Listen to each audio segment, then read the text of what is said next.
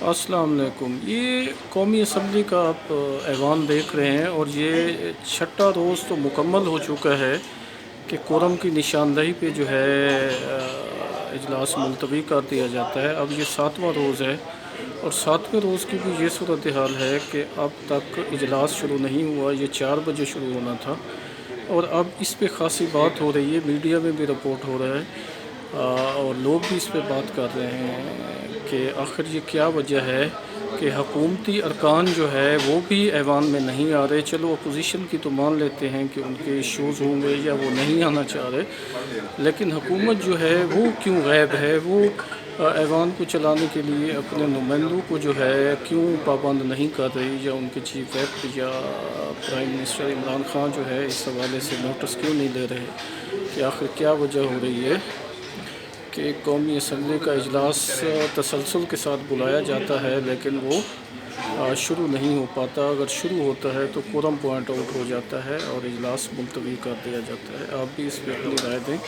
کہ آخر کیا وجہ ہے، یہ کیوں ہو رہا ہے، اور اس کے نتائج جو ہے جمہوری سسٹم پر کیا مرتب ہوں گے۔ بہت شکریہ۔